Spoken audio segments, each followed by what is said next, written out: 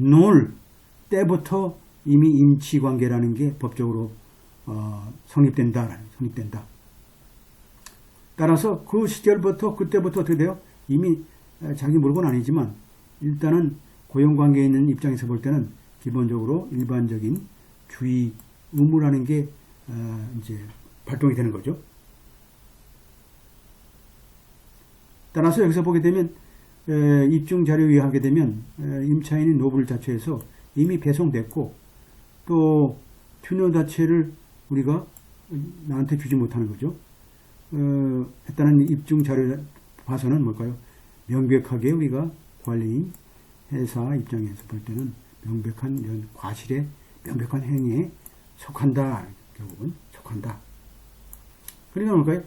임치 베일먼트 for hire에 속하고 두 번째는 오디너리 케어가 스탠다드 오디너리 케어가 있어야 되는데 그걸 못했으니까 결국은 이것은 네글리전스에 속한다. 한마디로 과실에 속하는 행위다. 과실에 속하는 행위라 그러면 뭘까요? 과연 어떻게 돼요? 자 마지막으로 원심 판사가 원심 판사의 잘못은 없다라는 거죠. 없었다. 자, 나이트, 그죠? 교대한 나이트 리셉셔니스트 자체가 과실이 있다. 따라서 그 과실이라는 건 결국은 주인한테로 귀속된다. 라고 한 사실에 대해서는 잘못이 없다는 거죠. 이건 원심법원이 아주 잘했네요. 판사가 아주 원심법원이 대부분 적당히 하는데 이 판례의 원심법원은 상당히 역사적인 기록물 남겼습니다. 결국은 원심 판사의 하여튼 성현지명이 있는지 하여튼 과실이 있는 걸로 봤죠. 따라서 여기서 문제는 뭘까요? 내가 한마디로 랜로드죠. 한마디로 주인의 이런 듀케어 이런 주의 의무 자체에 대한 증거 자체가 실제로 이 사건에 있어서 발생되는 이 과실의 추정을 반박할 수 있는지를 우리가 봐야 되겠죠. 그러니까 이 주인이 과연 내가 주임을 다해서 그럼에도 불구하고 이 패키지가 없어졌냐? 제가 볼 때는 뭐 아니죠. 내가 볼 때는 나이트 리셉셔니스트가 살짝 어디 화장실 갈 때나 어떤 딴 눈 팔 때 밖에서 절도범이 싹 들어와서 갖고 나오고 통을 버리고 도망친 그런 내용 같아요. 그런 상황이에요. 그래서 circumstantial evidence negligence 이런 전후사정의 증거, 과실에 대한 전후사정의 기록을 보게 되면 나와 있다는 얘기죠. 전후사정에 과실이 있다는 증거를 우리가 확인할 수 있다. 여긴 보게 되면 중요한 circumstantial evidence. 자 보세요. 이게 또 여기 나오죠. circumstantial evidence로 봐서는 정황 증거. 자, circumstantial evidence는 어떤 경우냐? 자, direct evidence 보여줄게요. direct evidence라는 우리가 과목이 있죠. 자, 우리가 어떤 사람이 총을 들고 길 밖에서 어떤 사람을 도로에서 쏴 죽였어요. 팡 쏴졌어요. 쏴 죽였죠? 여러분 눈에서 어떻게 돼요? 총 갖고 쏘는 모습을 봤죠. 펑 해가지고 사람이 쓰러졌죠. 피토하고 피 딱 흐르고. 이게 이제 디렉트 에비던스죠. 디렉트 에비던스인데 서컴스턴셜 에비던스는 정황 증거는 뭐죠? 자, 이 사람이 쿵 총을 쐈는데 쏘는 순간은 못 보고 한 1초 있다가 사람은 쓰러져 있고 이 사람이 총을 들고 도망가는 걸 그 자리에서 도망가는 걸 봤어요. 이게 정황 증거죠. 직접적인 그건 아니지만 정황 증거로 이 사람이 당연하게 불과 1초 사이에 이 사람을 죽이고 갔다는 것은 뭘까요? 내가 꼭 봐야지 이게 사실은 아니죠. 정황 증거로서는 당연하게 이 사람이 여기서 볼 때는 1987년도 프랭클린 대법원 입장에서 볼 때는 이런 과실에 대한 정황 증거라는 것은 그죠? 한마디로 그죠? 다툼이 없는 증언에 있는 경우는 당연하게 우리가 인용될 수 있다는 얘기죠. 그죠?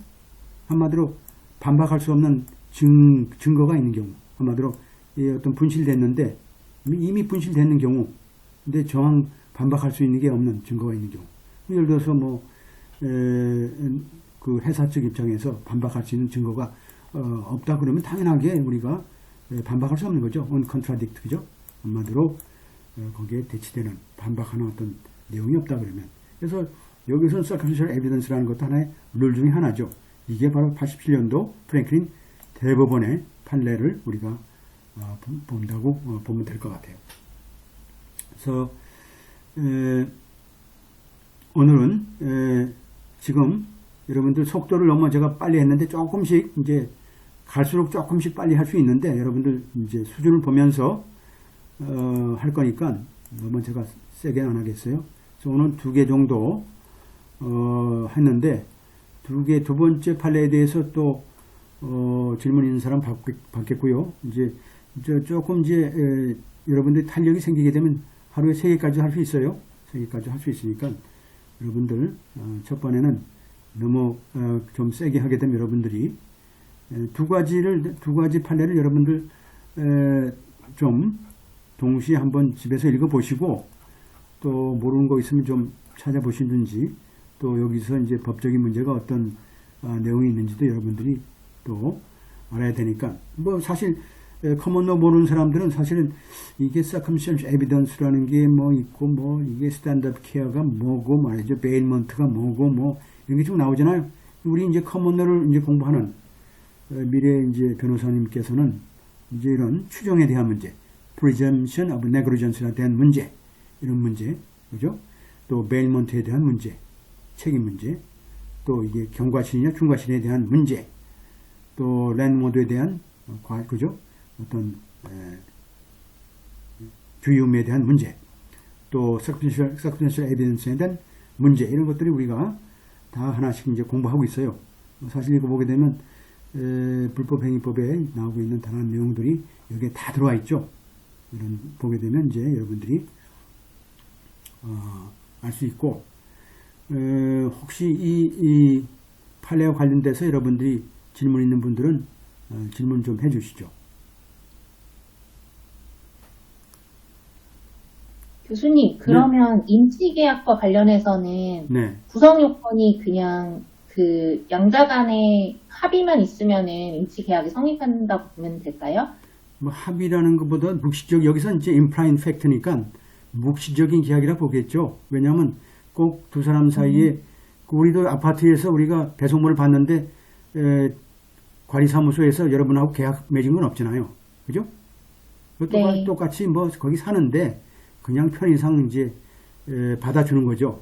그 편의상 받아주는 게 묵시적인 계약이죠. 그렇다 그러면 예. 거기에 따른 주의 의무라는 게 당연히 발생되는 거고, 그래야 되겠죠? 그렇다고 네, 뭐 알겠습니다. 임차하더라도 그 뭐 관리사무소에서 가끔 뭐 돈도 요구하는 경우도 있겠지만 돈을 받고 그걸 보관한 건 아니잖아요. 여러분들 양심상 이제 떡도 갖다 주고 뭐 바나나 주고 이런 건 그건 둘째 문제고, 일단은 뭐 법대로 하게 되면 하여튼 그러한 임치 의무라는 게 관리사무소에 있다라고 보면 되겠죠. 또 그것도 묵시적인 계약에 있다라는 거죠. 재밌죠? 예? 얼마나 재밌습니까? 또 질문 있는 분 계세요? 이광수 선생이 한번 질문했으면 좋은데.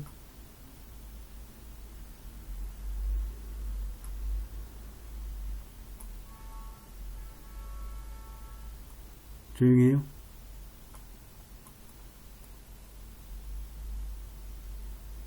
박상혁 선생 질문 없어요? 네, 아직까지 없습니다. 좀 더 공부를 좀 해보고 또 질문을 드리겠습니다. 그렇죠. 네. 역시 공부를 해야지만 또 보이거든요. 공부를 좀 많이 하면 또 많이 보이고.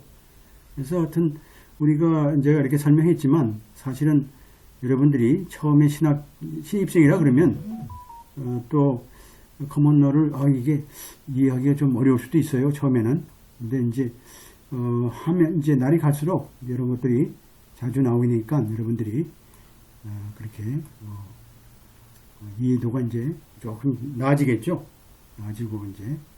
그래서 여러분들 오늘은 이제 이제 과제를 2개의 그 판례를 가지고 공부했는데 다음 시간부터는 또 모르겠어요. 요거 하고 3개 나갈지 이제 양에 따라 틀립니다만 하나, 요거는 양이 적네요. 둘,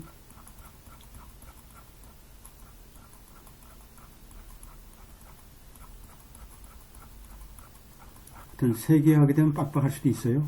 하여튼 뭐 2개를 기본으로 하고 플러스 알파를 하는 걸로 제가 하도록 하겠습니다. 여러분들 뭐 오늘 판례 맛보기니까 여러분들 그렇게 어려운 게 아니니까 여러분들 판례 맛보기를 여러분 보셨습니다. 여러분들 토요일 날 여러분들 잘 또 마무리 잘 하시고, 어차피 뭐 이 바시험이라는 것은 집중력이 필요한 거니까 어느 정도 뭐 이런 그 판례도 결국 뭘까요? 집중력을 통해서 여러분들이 판례의 중요한 룰들을 캐치해서 그 룰들을 팩트에 적용시키는 그런 거거든요. 그러니까 이 판례에서 핵심적인 부분이 뭐냐? 그죠? 사실관계에서 핵심적인 부분이 뭐냐? 그래서 그 룰들이 이제 법원에서 판사가 어느 룰들을 제시했느냐? 그 룰들을 우리가 캐치해서 우리 사건에 적용시키는 방법이에요. 그러니까 여기서 보게 되면 제가 얘기했던 그런 내용들이 기본적으로 다 해당된다고 볼 수 있겠어요. 자, 오늘 여러분들